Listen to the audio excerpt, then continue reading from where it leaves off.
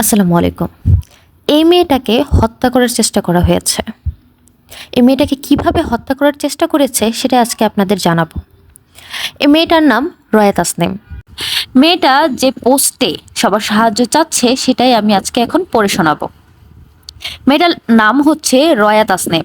সে লিখেছে, আমি আসলে লজ্জায় এতদিন কে কিছুই জানাইতে পারি নাই। আমি আমার প্রথম হাজব্যান্ডের সাথে ডিভোর্সের পরে দ্বিতীয় বিয়ে করি। আমার দ্বিতীয় হাজবেন্ড আমার সাথে এই কাজ করে। এই লজ্জায় আমার উপরে এত বড় অত্যাচার হওয়ার পরেও আমি কাউকে কিছু জানাতে চাইনি। এখন আমি নিরুপায়। আমি বেঁচে থাকতে পারবো কি না এটাও আমি আর বুঝতে পারতেছি না। আমার হাজবেন্ড আমাকে এপ্রিলের 10 তারিখ 2024-এ খুন করার চেষ্টা করে। সে ছুরি দিয়ে আমার চেহারা কাটে। আমার ড্রেসিং টেবিলের ভারী কাঠের টুল দিয়ে আমার মুখে বাড়ি দেয়। হাতে চেইন পেঁচায় আসছিল, সেটা দিয়ে ঘুষি দিয়ে আমার মাথা ফাটায়।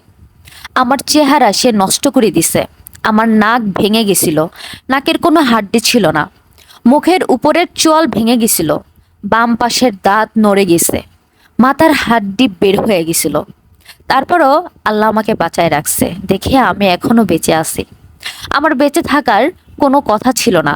আমি 20 দিন হসপিটালে ছিলাম এবং আমার 2টা সার্জারি হয়েছে। এখনও আমার অনেক ট্রিটমেন্ট বাকি। আমার হাজবেন্ডের নাম রনি। সে অ্যারাবিয়ান বোরকা কালেকশনের মালিক। তার অনেক টাকা, অনেক পাওয়ার। তাই আমি এতদিন পুলিশের কাছে কোনো হেল্প পাইনি। তবে এখন আবার চেষ্টা করব, পুলিশকে আবার বলবো হেল্প করতে। এখন যখন নতুন সরকার আসছে, আমার এত বড় ক্ষতি করার পরও রনি এখন আবার আমাকে খুন করতে চায়। ফোন দিয়ে বলছে এবার আমার মুখে অ্যাসিড মারবে। বাসার সামনে দাঁড়ায় থাকে। সবার সাহায্য ছাড়া এখন আমার বেঁচে থাকা কঠিন হয়ে গেছে। মরেই যদি যাই তবে সবাইকে জানিয়ে মরবো, আর কিছু করার নেই। তো এখন সবাইকে আমি অনুরোধ করতে চাই, সবাইকে এই ভিডিওটা দেখার সুযোগ করে দেন এবং তার পাশে থাকেন সবাই, সবাই তাকে হেল্প করেন।